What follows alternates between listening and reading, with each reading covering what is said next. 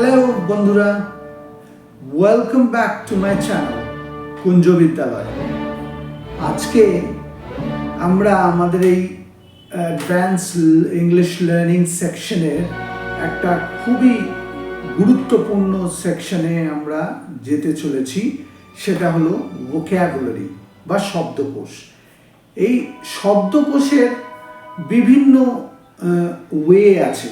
আপনারা জানেন শব্দকোষ আমরা অভিধানের থেকে পাই। এই অভিধানে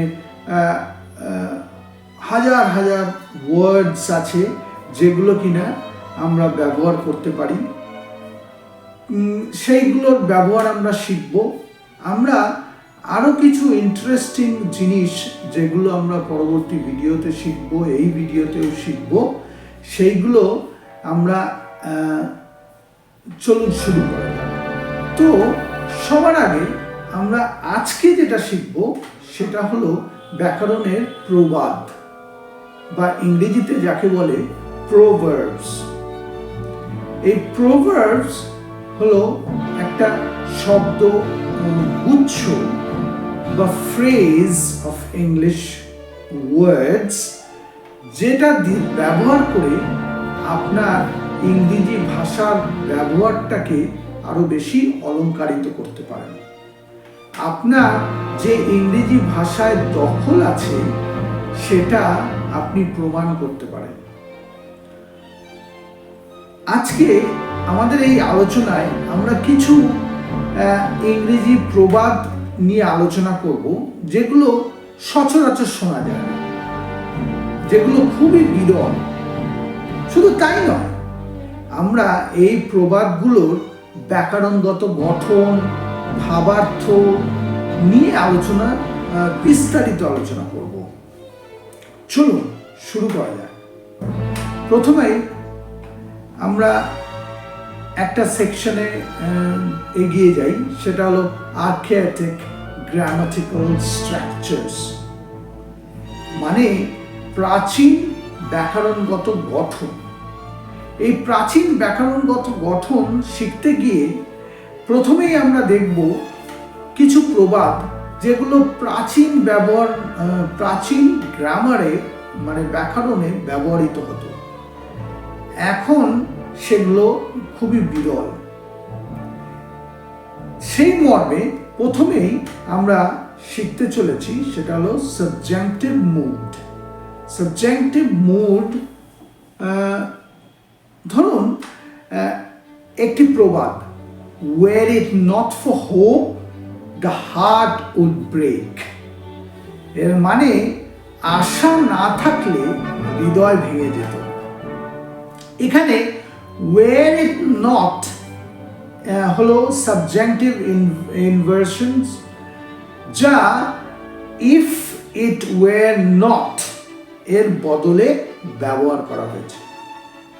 এই ধরনের ব্যবহার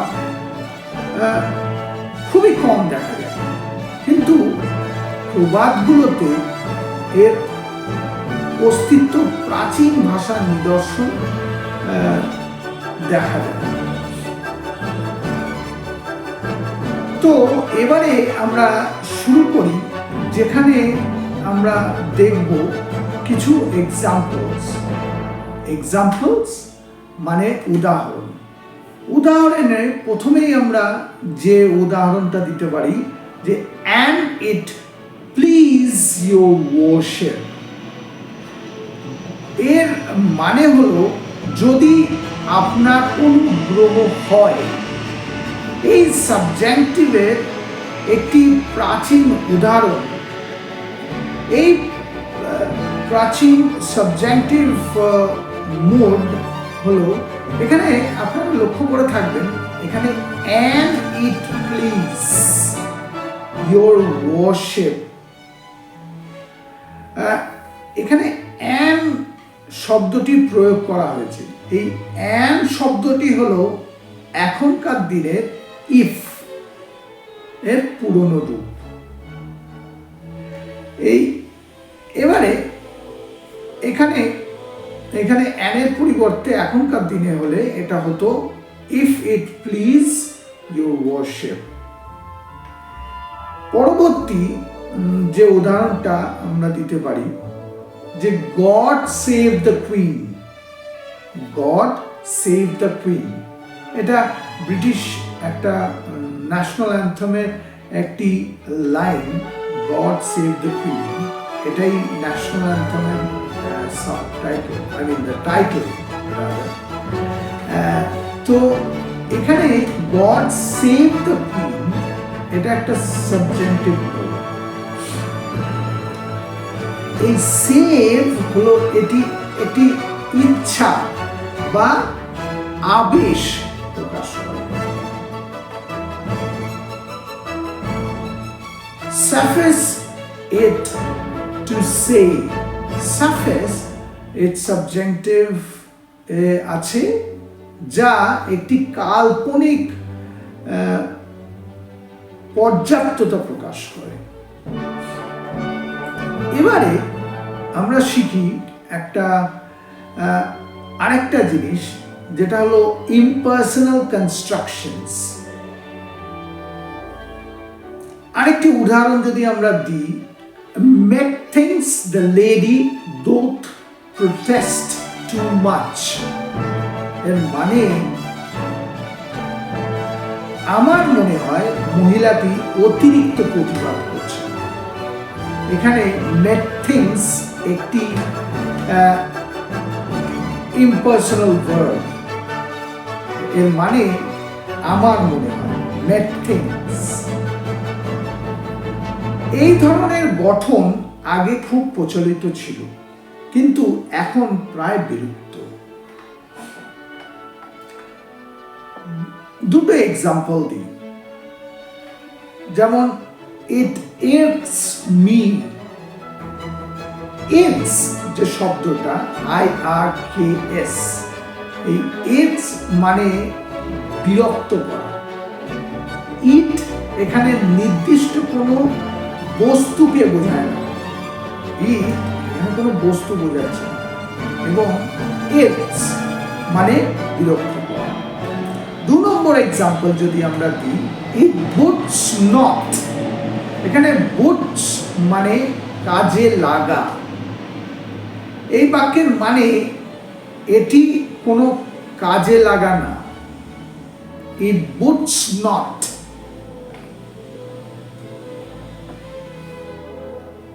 Archaic verb form, archaic verb forms বা প্রাচীন ভার্বের মানে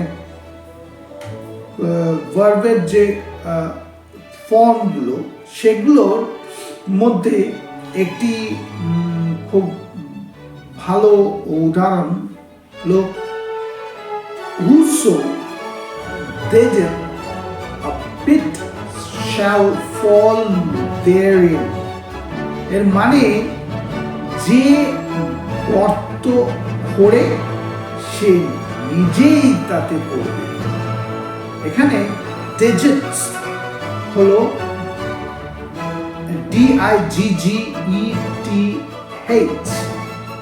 এটা হলো এখনকার দিনের যেটা DIGS, digits, এর প্রাচীন রূপ।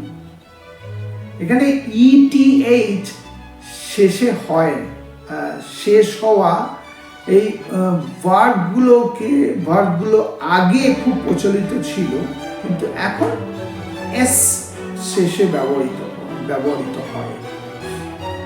এর এক্সাম্পল যদি আমরা দিই, হি woods not, woods WOTS হলো নোজ, এখনকার দিনে যেটাকে বলে নোজ,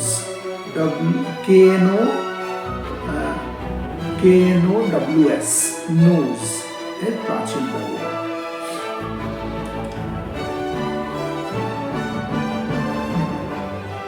আরেকটা খুব শর্ট একটা প্রভার্ব যেটা বিশ্লেষণ করতে আমি বলতে পারি, সেটা হলো thou art, THOU, thou এবং আর্ট এর প্রাচীন ভার্বের একটা সংযোজন দেখা।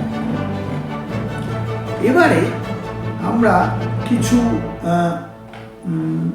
জিনিস আমরা এবারে শিখব, যেটা খুবই জটিল, যাকে বলে complex synthetic structure. Complex synthetic structure, এটার মানে হলো ওকে, এবার আমরা দেখব এমন কিছু প্রবাদ যেগুলো খুবই জটিল। তার মধ্যে প্রথম ভাগ যেটা আমরা করতে পারি সেটা হলো এলিপসিস। এলিপসিস হলো এমন একটি উদাহরণ বা এমন একটি ওকে, সবার আগে একটা উদাহরণ দিয়ে, মানে একটা প্রভাব দিয়ে আমরা বোঝার চেষ্টা করি যে less said soonest man dead, less said soonest man dead। এর মানে কম কথা বললে তাড়াতাড়ি মিটে যায়।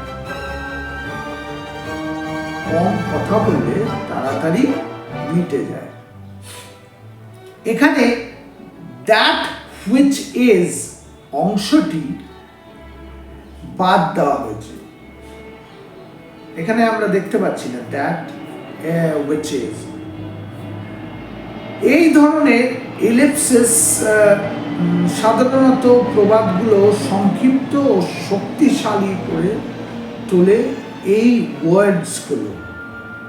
আরো কিছু এক্সাম্পলস যদি আমরা দেখি, যে মোর হেস্ট লেস স্পিড, এখানে দেয়ার ইজ উভয় এবং মোর হেস্ট এবং লেস স্পিড এর আগে উজ্জ আছে।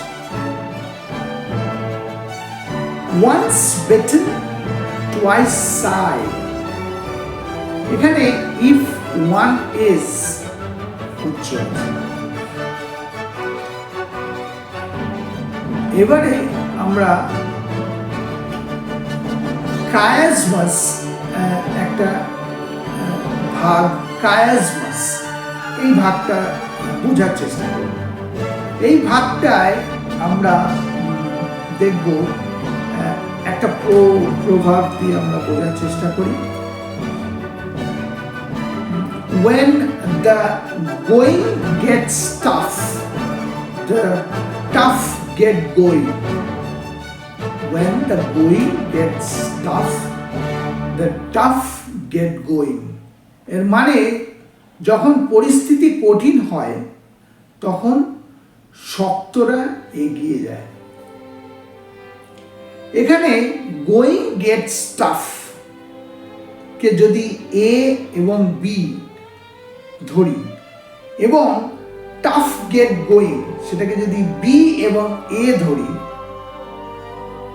গঠনটি একটি কায়াজমাস তৈরি করে। মানে A B going gets tough, tough get going, B A. যে প্রবাদটিকে মনে রাখার মতন করে তোলে। এই প্রবাদটি খুব মনে রাখার মতন একটা প্রবাদের জায়গায় যায়, কেননা এটা এ বি মানে গোয়িং গেটস টাফ এবং B A tough get going, এইটা বোঝানো হয়েছে। যেমন একটা উদাহরণ দিয়ে আমরা যদি বোঝার চেষ্টা করি যে pleasures are vain and vains are worldly goods. এখানে দেখুন আপনারা এ বি বি এ, এইটা এই গঠনটি হলো প্লেজার্স আর ভেন, এটা হলো A B, and vain are worldly goods, it's হলো বি এ। আরেকটা যদি আমরা বলি যে never let a fool kiss you or a kiss fool you, এখানেও সেম, মানে A B never let the fool kiss you and a kiss fool you, মানে A B and B A, এই ঘটনা। এবারে আমরা আরেকটা ভাগ দেখি এটা, সেটা হলো অ্যান্টিথেসিস। অ্যান্টিথেসিস হলো একটা প্রবাদ দিয়ে যদি বলা যায় যে ম্যান প্রপোজেস, গড ডিসপোজেস। এর মানে মানুষ পরিকল্পনা করে, ঈশ্বরের নিষ্পত্তি করেন। এখানে বিপরীত ধারণাগুলো পাশাপাশি রাখা হয়েছে, যেমন speech is silver but silence is gold. কথা বলা রূপার মতন মূল্যবান, কিন্তু চুপ থাকা মতন আরো বেশি মূল্যবান, বা চুপ থাকা সোনার মতন আরো বেশি মূল্যবান। To err is human, to forgive divine। এখানে দেখুন, ভুল করা মানুষের স্বভাব, কিন্তু ক্ষমা করা দৈবিক গুণ। এবারে আমরা 3 নম্বর সেকশনে যদি দেখি, সেটা হলো বাগধারাগত গভীরতা এবং রূপক ভাষা, যেটাকে ইংরেজিতে বলা হয় idiomatic depth and figurative language। এবার আমরা দেখব কিছু প্রবাদ যেগুলো রূপক ভাষায় ব্যবহৃত হয়, বা ওই ভাষায় দেখা যায়, রূপক ভাষায় দেখা যায়। প্রথমটা হলো মেটাফর এবং মেটোনিমি। মেটাফর অ্যান্ড মেটোনিমি, এখানে যেটা ওয়ার্ড, যেটা আমরা একটা উদাহরণ দিয়ে দেখতে পারি, আ ওয়াচড পট নেভার বয়েলস। এর মানে দেখে রাখা হাঁড়ি কখনো ফাটে না। এখানে ফাটানোর হাঁড়ি ধৈর্যের প্রতীক হিসাবে ব্যবহার করা হয়। আরেকটা এক্সাম্পল যদি আমরা দেখি, যে to give the devil his due. এখানে ডেভিল মানে খারাপ কাজ বা অন্যায়কে বোঝায়। এইটা একটি মেটোনিমি। এবারে আমরা দেখি টু থ্রো ডাউন দ্য গান্টলেট। মধ্যযুগীয় যুদ্ধ থেকে আসা এই মেটাফরটি একটি চ্যালেঞ্জ বোঝায়। তৃতীয় হলো to turn over a new leaf. এটার মানে হলো বইয়ের পাতা উল্টানো। একটা মেটাফরটি কিন্তু শুরুকে বোঝানো হয়। এবারে আমরা আরেকটি ইন্টারেস্টিং সেকশন যেটা শিখতে পারি, সেটা হলো পার্সনিফিকেশন। পার্সনিফিকেশনে আমরা একটা এক্সাম্পল দিয়ে শিখি, সেটা হলো অপরচুনিটি নক্স বাট ওয়ান্স। এর মানে সুযোগ একবারই আসে। এখানে সুযোগকে মানুষের মতন দরজায় ঠোকা দেওয়ার রূপ দেওয়া হয়েছে। Opportunity knocks but once. আরেকটা এক্সাম্পল এইটা যদি বলি, যে necessity is the mother of invention. প্রয়োজনীয়তাই আবিষ্কারের জননী। সেকেন্ড হলো টাইম হিলস অল উন্ডস। সময় সব ক্ষত নিরাময় করে। Time hills all wounds. এইবারে আমরা আরেকটা জিনিস, সেটা হলো হাইপারবোলা বা আন্ডারস্টেটমেন্ট। হাইপারবোল বা আন্ডারস্টেটমেন্ট হলো, একটা উদাহরণ দিই, সেটা হলো drowning man will clutch at a straw. এর মানে ডুবন্ত মানুষের খড়কুটো আঁকড়ে ধরে, ডুবন্ত মানুষের যেটা খড়কুটো আঁকড়ে ধরে বাঁচার চেষ্টা করে সেইটাকে এখানে হাইপারবোল ব্যবহার করে চরম হতাশা প্রকাশ করা হয়েছে, যেটা হিন্দিতে খুব পপুলার, ডুবতে কো তিনকে কা সাহারা। এরকম আরো কিছু এক্সাম্পল যদি আমরা দিই, যেমন to move heaven and earth. To move heaven and earth এটা একটা চরম প্রচেষ্টা বোঝাতে হাইপারবোল ব্যবহার করা হয়েছে। দ্বিতীয় এক্সাম্পল যদি আমরা দিই, it's not the end of the world. সমস্যাকে ছোট করে দেখতে হয়, এটা পৃথিবীর শেষ নয়। It's not the end of the world. আরেকটা এক্সাম্পল যদি দেখি, হি উডন্ট হার্ট আ ফ্লাই। হি উডন্ট হার্ট আ ফ্লাই। খুব শান্ত মানুষকে বোঝাতে এই হাইপারবোলটা ব্যবহৃত হয়, মানে খুব শান্ত প্রকৃতির মানুষ। এইবারে আমরা অতিরিক্ত কিছু বিরল প্রোভার্বস শেখার চেষ্টা করব। তার মধ্যে প্রথমটি হলো, a fool may give a wise man counsel. A fool may give a wise man console. এই প্রবাদটি অপ্রত্যাশিততাকে তুলে ধরে, যেখানে অপ্রত্যাশিত উৎস থেকে জ্ঞান আসতে পারে। দ্বিতীয় প্রভাব, every flow hath its ebb. এই প্রবাদটি জোয়ার ভাটার মেটাফর ব্যবহার করে জীবনের চক্রাকার প্রকৃতিকে তুলে ধরার চেষ্টা করে। 3 নম্বর, the cat would eat fish and would not wet her feet. এই প্রবাদটি প্রচেষ্টা ছাড়া লাভের আশঙ্কাকে তুলে ধরে।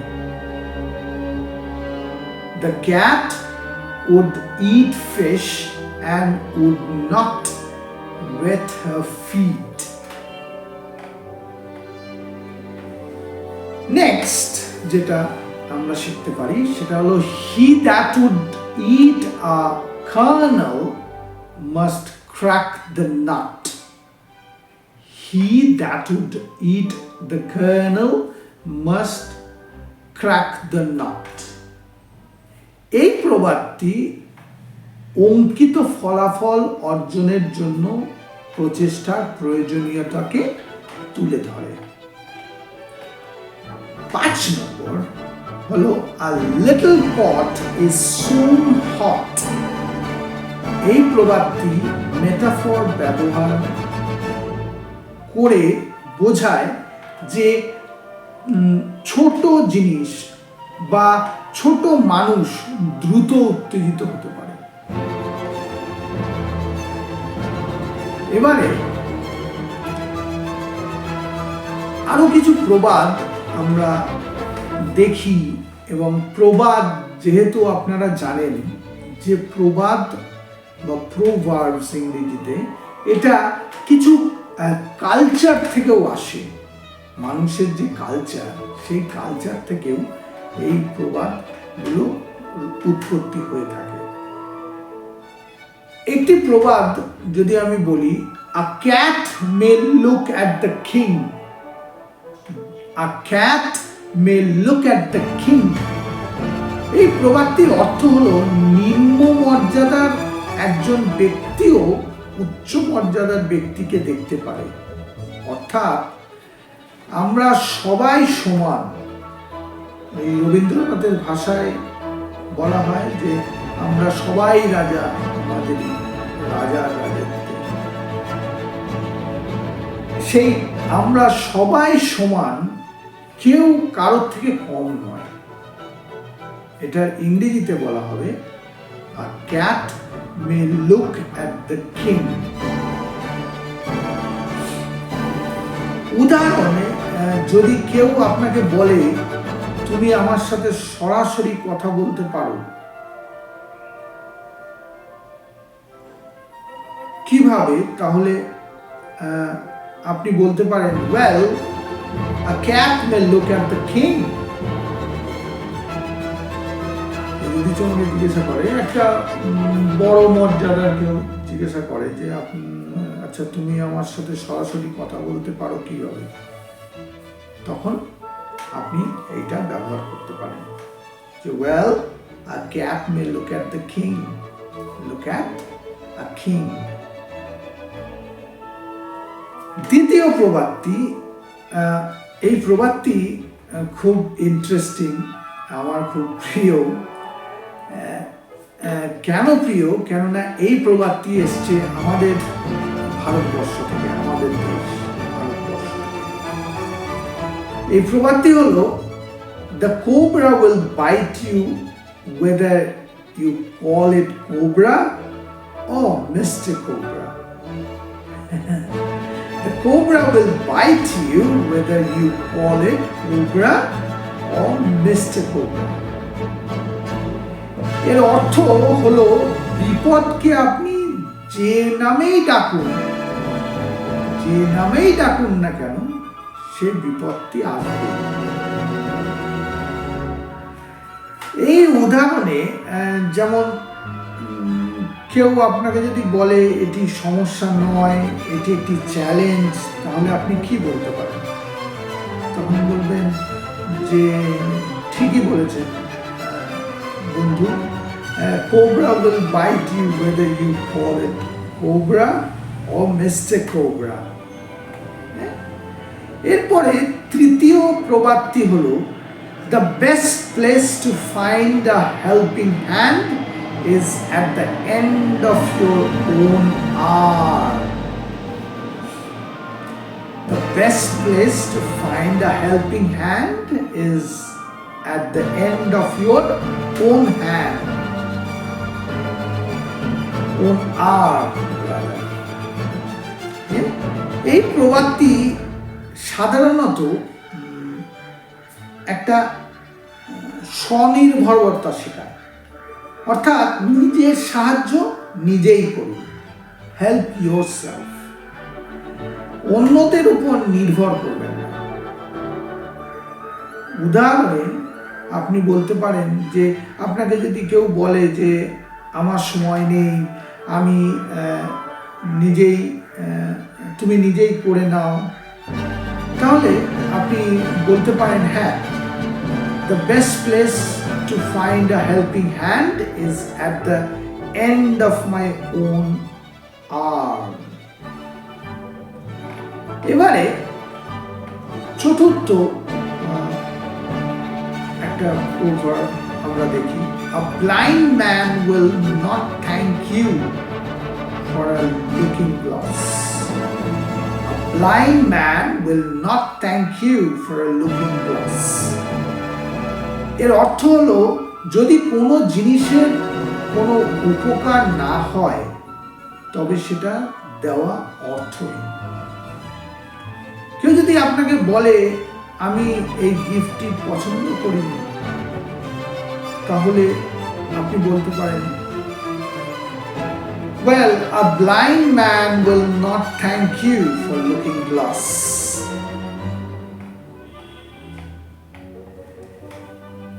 এবারে আরেকটি ইন্টারেস্টিং জিনিস, ইন্টারেস্টিং প্রভার্ব, যেটা একটা পার্সিয়ান সাহিত্য থেকে এসেছে। এই প্রভার্বটি হলো, the moon doesn't heed the barking of dog. The moon does not heed the barking of dogs. এটি হলো মহান জিনিস বা মানুষের ছোট কথায় প্রভাবিত হয় না।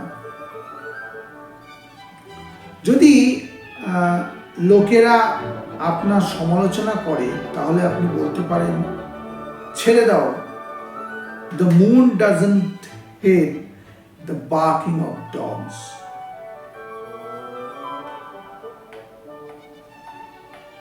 এবারে একটা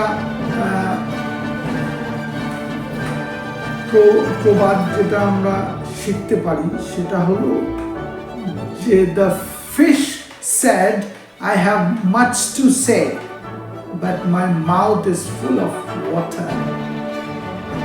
The fish said, I have much to say, but my mouth is full of water. এই প্রবাদটি এসছে আফ্রিকা থেকে।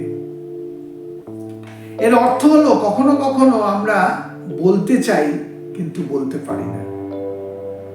যদি আপনার কিছু বলার ছিল কিন্তু আপনি তা বলতে পারলেন না, তাহলে আপনি বলতে পারেন, I was like the fish, my mouth was full of water. এবারে আমরা সপ্তম প্রবাদটি দেখে নিই। এই প্রবাদটি হলো a single bracelet does not jingle. A single bracelet does not jingle. এই প্রবাদটি কঙ্গো থেকে আসছে। কঙ্গো একটি দেশ, আপনারা জানেন। এই কঙ্গো দেশ থেকে এইটা নেওয়া হয়েছে। এর অর্থ হলো team work. A single bracelet does not jingle. Single bracelet মানে একজন কোনো ডিফারেন্স আজকের যুগে করতে পারেন না, এর জন্য টিম ওয়ার্ক জরুরি। একা একটা কাজ করা সম্ভব নয়। যদি কেউ আপনাকে বলে তুমি নিজেই করে নাও, তাহলে আপনি বলতে পারেন, no my friend, a single bracelet does not jingle. এবারে আরেকটি খুব ইন্টারেস্টিং প্রভাবস দিয়ে আমরা প্রায় শেষের দিকে এসে পৌঁছেছি এই ভিডিওর এই প্রভাবটি আমরা পেয়েছি জিম্বাবুয়ে বলে একটা ক্রিকেট টিম আছে। এখন জিম্বাবুয়েকে দেখা যায় না, কিন্তু জিম্বাবুয়ে বলে একটা ক্রিকেট টিম ছিল। সেই দেশ থেকে, জিম্বাবুয়ে দেশ থেকে এই প্রভাবটি আনা হয়েছে। The axe forgets, the tree remembers. The axe forgets, the tree remembers. এর অর্থ হলো যে ব্যক্তি আঘাত দেয় সে ভুলে যায়, কিন্তু যে আঘাত পায় সে মনে রাখে। উদাহরণে, যদি কেউ আপনার কাছে ক্ষমা চায় কিন্তু আপনার কখনো তার থেকে আপনি কোনো ব্যথা পেয়ে থাকেন, তাহলে আপনি এই প্রভাবটি ব্যবহার করতে পারেন। The axe forgets, but the tree remembers. এবারে একটি প্রভাব আমরা শেখার চেষ্টা করব, সেটা হলো the tongue is the only tool that gets sharper with use. The tongue is the only tool that gets sharper with use. এর অর্থ হলো বেশি কথা বললে আপনার কথা আরো ধারালো হয় এবং এটি ক্ষতিও করতে পারে। যদি কেউ বেশি কথা বলে তাহলে আপনি এই কথাটি তাকে বলতে পারেন যে careful, the tongue is the only tool that gets sharper with use.